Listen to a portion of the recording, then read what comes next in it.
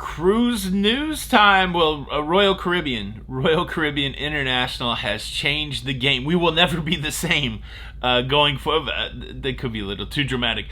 Big Royal Caribbean story. Also, there's a cruise ship that's completely built with, no place to go. So they're either going to have to sell it or scrap it. Maybe you got enough coin for this cruise ship. We got another cruise ship that's been locked down in Vancouver, Canada, held hostage by tugboat workers. And I got to tell you all about big news for those people that need their passport renewed. Currently, it's not an easy process, but maybe it will be soon. Cruise news in front of a live audience today. Cruise news. Let's talk about it.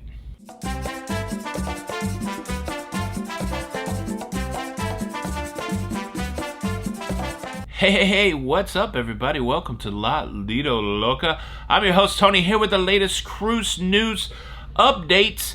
And, the date. The date is the 31st of August, 2022.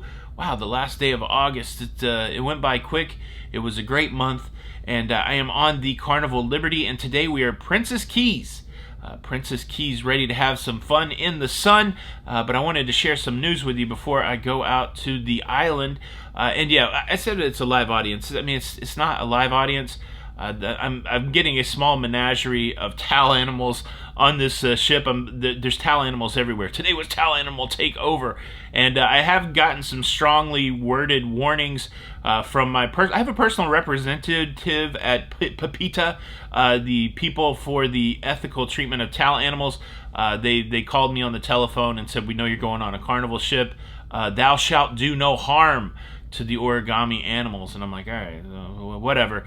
So these guys get to live, and now they're watching the show. Today, cruise news story number one. We talked a little while back about Royal Caribbean International doing a test of the internet offering Starlink. This is developed by SpaceX, an Elon Musk company, and they found that the Starlink worked really good on the freedom of the seas, providing much faster speeds than the traditional satellite internet that's being used on their cruise ships. And so they've signed a deal to bring Starlink to all of Royal Caribbean International's cruise ships, starting immediately and finishing up the project by the end of next year. Now, what makes Starlink different than traditional satellite? Well, it's where the satellites are. It uses low Earth orbiting satellites, LEO satellites, and that means that the satellites are closer than the deep space satellite. I mean, they're not deep space, but they're higher up in the atmosphere, and this will allow for a better connectivity, a lower latency, and better speeds on the cruise ship. If you look at the map of coverage, this may not be great news for Alaska cruisers, but it does cover the swath of the Caribbean and a lot of Europe, so we should be seeing faster speeds of the internet on Royal Caribbean ships, and hopefully as SpaceX offering increases, maybe we'll get good fast internet up there in Alaska. Alaska next year, and I'll tell you how it is. I don't know. I think I should try a Royal Caribbean ship in Alaska. I've now been on a Princess ship and a Norwegian ship in Alaska, but I'm dang excited, okay? Let me just say that. I am dang excited about this news. The biggest question in my mind is, will this become a competitive advantage? Would people cruise primarily on Royal Caribbean for the chance for faster internet? I gotta feel like maybe some longtime cruisers that are pretty loyal to their brand, I can't see them swapping, but maybe as you're trying to bring new cruisers into space, maybe this is a competitive advantage if you're going for the remote worker, the person that wants to work during the day and then do cruise activities at night, which I think is becoming more and more, especially in the way that we're working these days. So, I would market the heck out of it. If I was Royal Caribbean, I would be like, hey, are you tired of being in your home office? Why don't you come on a cruise ship? We got blazing fast internet for you so that you can work during the day, and then you can shake your groove thing at night and gamble. like crazy. Man, I've been playing blackjack a lot. I don't know anything about blackjack. I have memorized the basic strategy chart, which is still a losing endeavor. I guess really to be good at blackjack, you have to have some sort of advantage by being knowing how to count cards a little bit, which is even challenging because of the automatic shufflers. But yeah, having a good time with the basic strategy. I got back about 2 a.m. last night, and it's 2 a.m. and I must be lonely. I am lonely. I'm ready to see my Jenny B, and I'm ready for a big cruise this weekend. A lot of people, I've been saying that I'm cruising on September the 4th on Royal Caribbean International. I haven't been able to reveal the ship because we've got some surprise shipmates, and I told them that we would not reveal the cruise until closer to the time. The thing I'm contemplating right now is whether to take all next week off, which I don't really know how I could do that because I love making the show so much, and there's no vacation plan when it comes to owning a small business. Like, you go, oh, hey boss, could I get some vacation, some PTO? Well, I am the boss, and there's no PTO in my business. So I don't know. I might take next week off, or I might just pop up one show, but a big week next week starting on the 4th. And I will reveal it when we get a little closer, and I'll reveal whether or not I'm going to take the week off next week. But cruise news story number 2, and let me show you this. This is a 1983 Chevy Citation, and this is the car that I had in 1990. This is not my car. This is just a representation of my car. I think I paid $600 for this car, and it's really all I could afford at that time. I was going to community college, and I was doing college radio, and I had the early shift. I was living in a small town north of Nashville called Goodlettsville, Tennessee, and I was taking classes at Volunteer State University, and that's where I was doing the college radio, and I had the morning shift. So I had to be there, I think at 5:30, so that I could call in and make sure that the antenna was up and what frequency it was running at, and get the show going at 6 a.m. And well, one day I overslept. And so on the day that I overslept, I only had like 15 minutes to make a 30-minute drive. I jumped in my Chevy Citation, this thing that was a beater anyways, and I drove it hard. Like, I drove it faster than I'd ever driven it before. It was like, trying to get the Millennium Falcon to jump into, hyperspace. But yeah, I was trying to make the leap. I drove it so hard that once I made it to the school, I got there in enough time to get my show going, but when I got out of the car, well, the thing was smoking. Like, there was smoke coming out of the car, and I found out later that I blew the head gasket.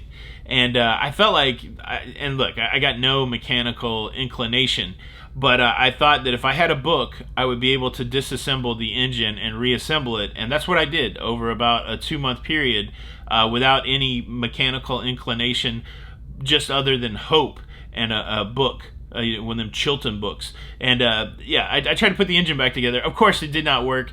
And so I ended up with this Chevy Citation sitting in my driveway.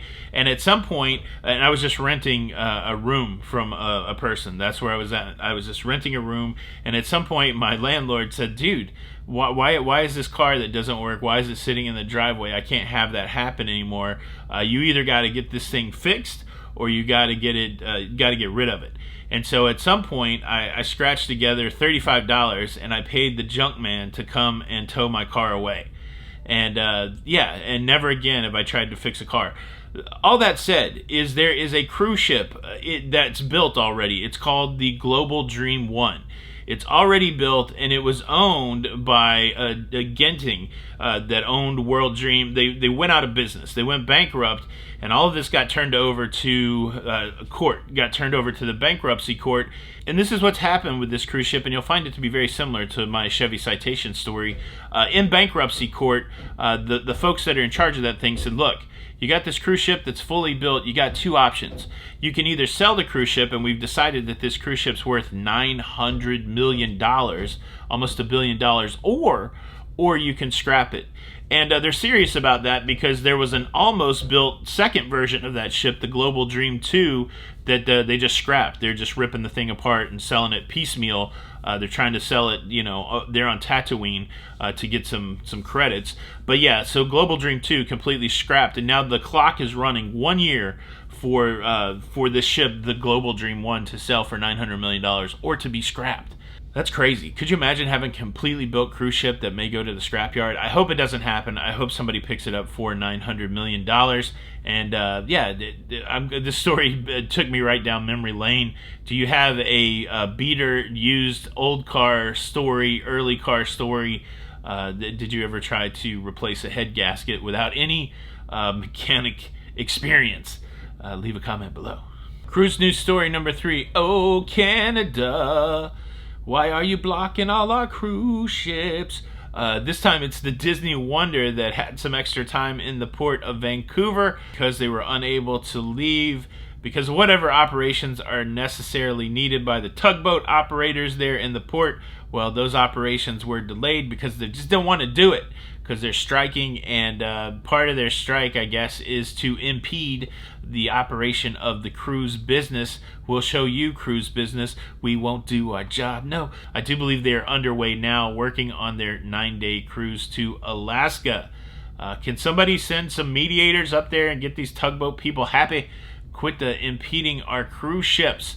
I guess it's doing what it's supposed to do. It's definitely getting coverage for the stopping of the cruise ships and maybe shedding some light onto the plight of the tugboat worker. Now, I've got one more big story that I got to share with you that I'm really excited about. It hits close to home, a big passport story, a passport renewal story. But before I get there, let me quickly invite you to subscribe. If you like staying up to date with everything that's going on in cruising, please consider subscribing with the notification bell on. That way you don't miss out on any of these episodes. And look, if you subscribe today, I guarantee that I will do no harm to these towel animals or this one that's hiding back here. Did you see this one? This one's not bound by rubber bands. Yeah, please consider subscribing, notification bell on. Thank you in advance. All right. One of the big challenges for travelers is the renewal of the passport. When you get your passport, it normally lasts for 10 years, and I got my passport, my very first passport, in 2013. That means I am coming up on the end of the life of my passport. And look, there's some challenges when your passport runs out or when it gets close to running out. You have to have a certain amount of time on your passport to travel to some locations. Some locations require you to have 6 months left on your passport, or they're not going to let you use your passport to get into their country. So this becomes a big concern, but it's a big pain in the butt. You got to mail your passport off. You got to wait for your passport to come back. It's a challenge, and it's a challenge that's been well known for a while, and the government has been working to address this challenge. They did a pilot program with 25,000 people with passports that needed to be renewed, where they came up with a way to do it online, where you could do everything that you needed to do online. You could upload your pictures. You don't have to send your passport in, and you could get your passport renewed online. And that pilot program went well, and it went so well that they've decided that they're going to roll out an online passport renewal program. And the word on the street, of course, it's the government, so it's very nebulous. They said that they're going to try to have it rolled out early next year, which I don't know what that means. But early 2023, there should be an online passport renewal system, which is good news. Are you close to needing your passport renewed? I got to figure it out because I'm traveling so much. I don't want to travel without my passport. Has anybody done the renewal process lately? How long does it take? How long are you without your passport? Please tell me, because I'm stressing out about it. I'm not stressing out too bad. Everything works out. But yeah, I would love to hear some information. Look, I've got passport hints. I'm going to tell you where to get those passport hints. But do me a solid, hit the like button. If you do not hit the like button, I will be forced to punish you, and your punishment will be this. Well, the next time that you go to get a deck chair on a port day, which there should be plenty of deck chairs, well, this is going to be your fate. Yeah, even got the towel animals saving seats. Hit the like button. Look, I got a bunch of tips on passports, what to do, when to get it, all that stuff. Check this video out next. This is Tony for Lido, Loca, and until the next time, we'll see you on the Lido.